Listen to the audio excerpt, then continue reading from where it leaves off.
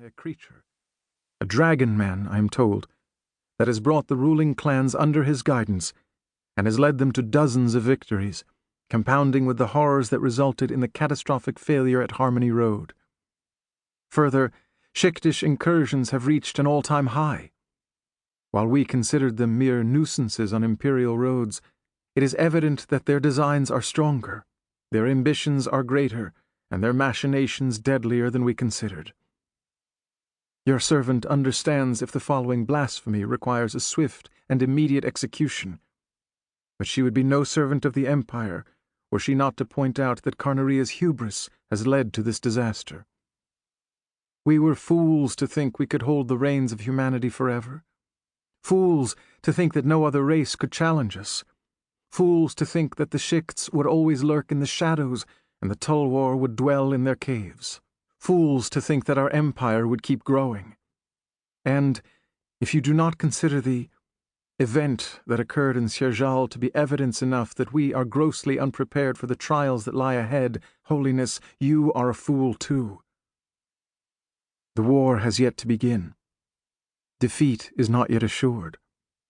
And while there are serious doubts as to our preparedness, there can be no overlooking the bright side. The subject of previous letters, a priestess of Talanus of no previous note, now known as the Prophet, proves an excellent opportunity. Somehow she orchestrated the salvation of our mission. Somehow she managed to unite us as our foes united. Somehow she is the reason your servant can write to you now. She has emerged from the ruin of our charge with a message, and we would be fools not to listen. Humanity can no longer stand divided. Our foes can no longer be dismissed. Heaven is watching. With utmost humility and urgency, glory to Carnaria. May the Conqueror forever watch her walls. Hathan Caladeris, faux scribe of Arda Scriptus.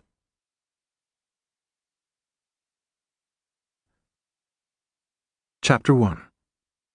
His Glorious Reign.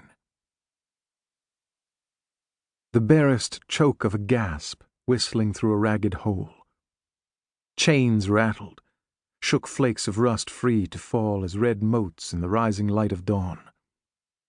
Her jugular shifted beneath the emaciated stretch of her flesh, laboring to push another breath out through the jagged tear in her throat. And a drop of blood oozed out. It traveled downward, staining a red path across the length of her jaw. It slid affectionately across her cheek, past her temple, and down a strand of tangled hair. The thick red droplet hung there for a moment before falling upon the scale and feathers of one of the two great wings that hung limp from her back. It hung from the tip of emerald plumage, quivering, as though reluctant to leave her. But like all the others, it finally fell.